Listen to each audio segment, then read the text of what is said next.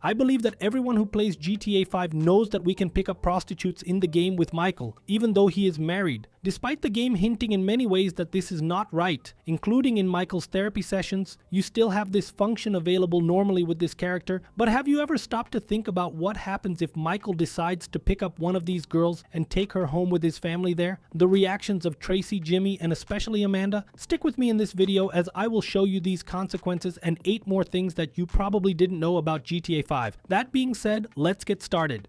Let's start here with the following. In the mission Daddy's Little Girl, that's the mission where Tracy is on the yacht that we go with Jimmy by bike on the pier in Los Santos. Anyway, you guys already know which mission I'm talking about. Well, a detail that almost no one noticed in this mission is the following. When you arrive here, there's a guy who's the one renting bikes for you. And basically speaking, the guy is a fan of Red Dead Redemption. He's wearing a John Marston t-shirt. For those who don't know, John Marston is the protagonist of Red Dead Redemption 1. And he also appears in Red Dead Redemption 2. The epilogue part in Red Dead 2 is with him. This isn't the only Red Dead Saga Easter egg in GTA 5. There's a complete video about it here on the channel if you want to check it out later. Moving on to the next curiosity here, this one is also a reference to another game, but this time it's not a Rockstar game and I found it pretty cool. Inside Floyd's apartment, there's a map that indicates that Floyd or Deborah was a fan of Assassin's Creed. Check this out, this map is from Assassin's Creed Black Flag. I'll show you right here. It's exactly the same map, just without the Assassin's Creed Black Flag name written on it, but it's the same map. I found it pretty cool. It could just be a reference to the way maps used to be back in the day.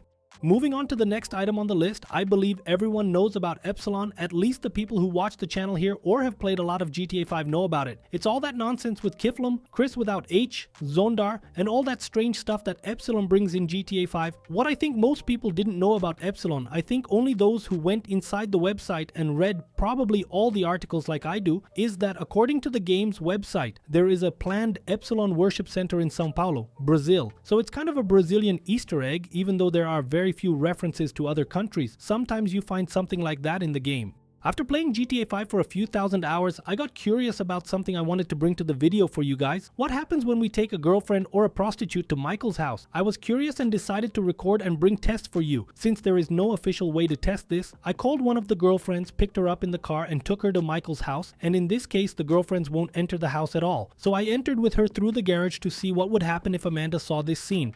And what I noticed is that when you arrive at Michael's house, I think to avoid a conflict, there is no one in Michael's house. There is no one. You can go to the rooms, the kitchen, I don't know. There will never be anyone. I tested it about 3 times. I came with Liz and with Ursula to see if there would be any difference choosing one or the other, and I tried at different times as well. Still, when you come with your girlfriend here, there is no one at home, and when the girlfriend leaves like Liz did, then the characters start arriving. Jimmy arrives, then Amanda arrives, and so on and so forth. However, when Michael, instead of a girlfriend, brings a call girl, it's different. I tested the first time and she didn't enter the house. She left because they don't commit any act, as you need to get to a more isolated location for it to happen. And when you get there in the garage, the game tells you to go to a more isolated location. So this way it didn't work. Because stopping outside the house, she didn't enter, but Michael's family was inside, so you just had to make the girl enter the house somehow.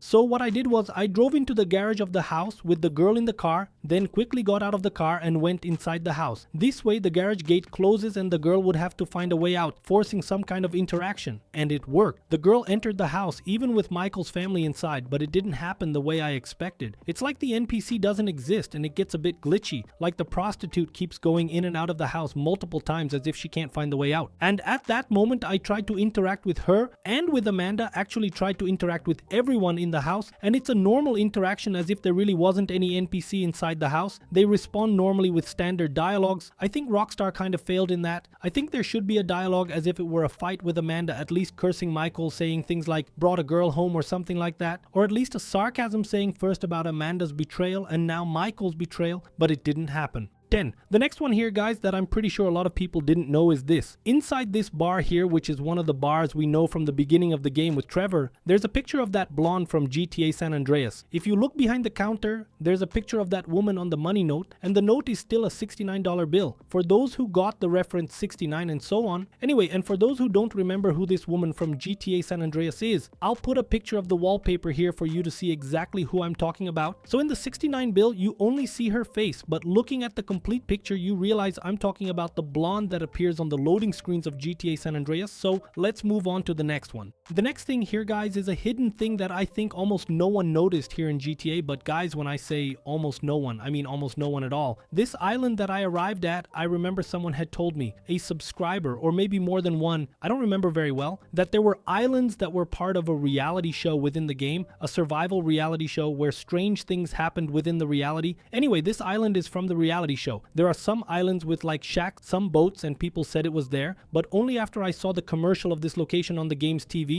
I saw that it wasn't there. It's exactly on this island here, and you can tell by the shape of the island and also by this single tree. I think there should be at least an Easter egg, a reference to this island, as if someone had stayed there, or I don't know, marks on the ground, I don't know. Anyway, but I think people should have left since the reality show happens there, or you arrive there and maybe the reality show is happening. I think it would be the coolest thing that could happen in this case. And last but not least, this one here I found really cool. I had seen on the internet once that there's a strange noise in this church. And what's the deal that I could understand about this church? There's a simulation of a mass in this church. And to hear this mass simulation, you must be here at a specific time. I went first on Saturday and there's nothing, okay? When you arrive here on Sunday at 3 in the morning, the bell starts ringing, and at 3 o'clock it rings 3 times. When it's 4 in the morning, it rings 4 times. At 5 o'clock, 5 times. When it's 6 o'clock, it rings 6 times. And when it's 6:30, it starts kind of a prayer. I'm not sure if it's a prayer or music, but it's like a mass simulation or something like that. I won't even narrate at that time. I won't even say anything. I'll try to increase the game volume a bit so you guys can listen.